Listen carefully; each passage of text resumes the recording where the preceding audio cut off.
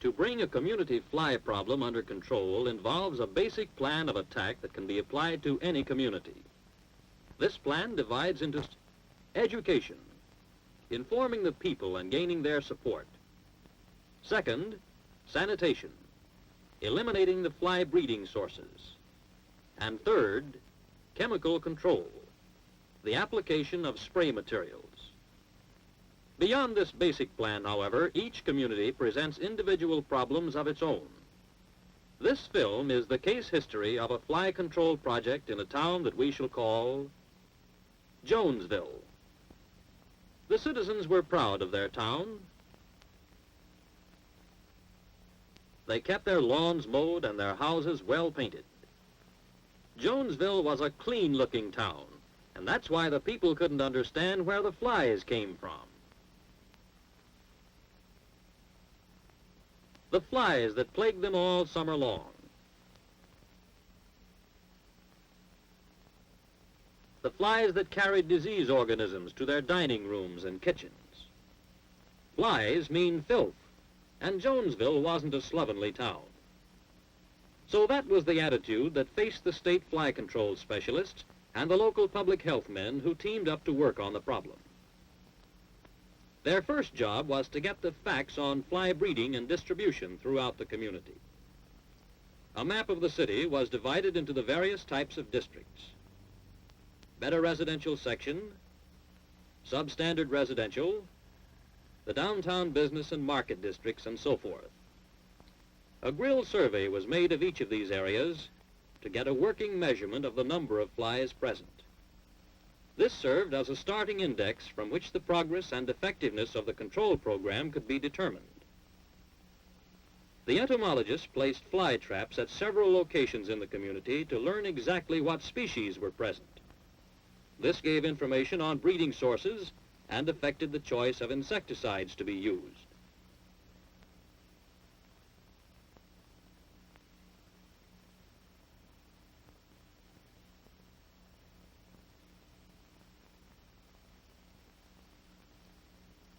Meanwhile, the sanitarians were surveying the community for fly breeding sources. These were classified in 4 major groups: exposed garbage, animal shelters, industrial waste, and insanitary outdoor toilets. The results of the survey showed that Jonesville had a real fly problem on its hands. So the program entered its first stage: education of the people. The facts were presented to a committee composed of the Jonesville Public Health Officer, members of the local service clubs, the secretary of the Ladies' Garden Society, and representatives of other civic organizations who were influential in the community. The citizens of Jonesville soon realized that their town wasn't as clean as they had supposed. All over town, garbage was emptied into containers waiting the once-a-week collection. But most of the containers were without covers and, well, look. Several families in the better residential district owned riding horses. The stables gleamed with white paint, and the horses were well groomed. But the piles of manure were crawling with fly larvae. On the edge of town was a small cannery, and waste material was allowed to run off onto the ground. Here also was a source of millions of flies. Few of Jonesville's citizens realized that a considerable number of privies existed right in the middle of town. Many of these privies swarmed with flies, and it was a pretty disturbing thought that after walking and feeding on the filth of the privies, these same flies entered nearby homes and restaurants to walk over food and tableware. All of this was an unpleasant revelation to the people of Jonesville, and they wanted action at once. Radio stations and newspapers were easily induced to spread the information on fly breeding sources in the community. The education program was carried to the classroom, where the children were shown that flies can carry disease organisms from filth and garbage to the food we eat. Civic groups took up the problem with the city officials, asking that new laws be passed or old ones revised to clean up the community. Soon it was all-out war on flies. The Boy Scouts were recruited to tack up posters and hand out literature. More and more, the people of Jonesville were stopping to think about the fly problem, for each was shown that it was his problem, his own personal and individual responsibility. When the education program was well underway, space spraying machines were brought into action. These spectacular machines showed the people that something active was being done. And though expensive to operate, they did give prompt relief from the flies. Also, residual sprays and larvicides were applied in severe problem areas, again for immediate relief. But the control men knew that while the use of chemicals was necessary early in the program, the results would only be temporary. For permanent control, the emphasis was placed on sanitation, the elimination of fly breeding sources. The local merchants cooperated by offering good quality standard garbage cans at reasonable prices. The housewives of Jonesville were quick to get behind the program. They had been shown that wrapping garbage saves the unpleasant task of washing the can, prolongs the life of the can, and reduces odors. And wrapped garbage in a covered can is virtually sure proof against flies. The owners of horses and other animals began to store the manure in covered cans until the garbage collectors picked it up on their regular schedule. Restaurant and market owners realized that using covered refuse cans was good citizenship and good business, too.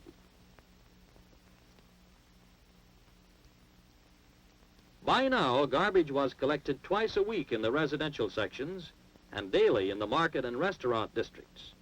This didn't give the flies time to breed before the garbage was removed. But what good was it to remove the garbage, then haul it to an open dump on the very edge of town? A mass production of flies within easy flying distance of Jonesville. This was a problem for the mayor and the city councilman. But Jonesville isn't a big city. We can't afford an expensive incinerator. You don't need one. The sanitary landfill is cheap and effective. Each day's garbage collection is compacted by a bulldozer and covered with a 2-foot layer of earth, fly-proof and rat-proof. A waste of land? Not at all. When the landfill tracks are all used up, several communities have converted them into airports or public parks. Yes, the landfill is the practical and economical answer to community garbage disposal.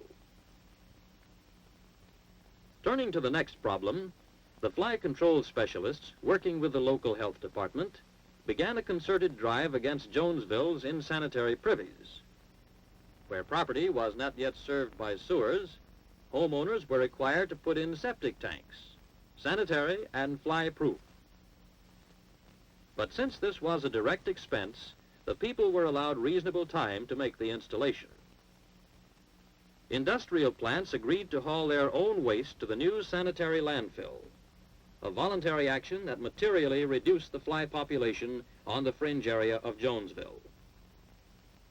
Certain locations, like the stockyards, are problem sites in any community. In Jonesville, these difficult areas were treated regularly with chemicals, residual sprays, and larvicides. By the middle of the second year, the fly control program was giving very definite results. The continued grill surveys showed a satisfactory decline in fly populations in all parts of the city. Then one day, in one of the residential areas, the fly count shot suddenly upward. The district was inspected block by block in a search for this new breeding source.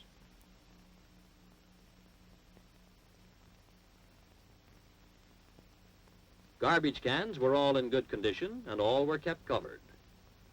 The privies had long ago disappeared from this section. There were no animal shelters here, no exposed animal waste. Or was there? A pile of manure to fertilize a home garden. This was the source of the new outbreak. And that is why community fly problems are never completely eliminated, only controlled. Routine vigilance must continue. keeping a check on possible breeding sources, and using insecticides for the occasional small outbreaks. Today, Jonesville has won its major victory over domestic flies. But it wasn't easy. You have seen only the highlights of the program. But fly control can be accomplished in any community by applying the same basic plan that was used in Jonesville. First, survey the community to estimate the number of flies that are present. This is the gauge of the progress and effectiveness of the program. Locate and evaluate the 4 principal sources of fly breeding: exposed garbage, animal shelters, industrial waste, and insanitary privies.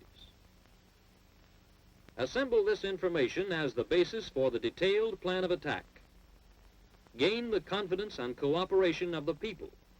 Without it, you're licked before you start.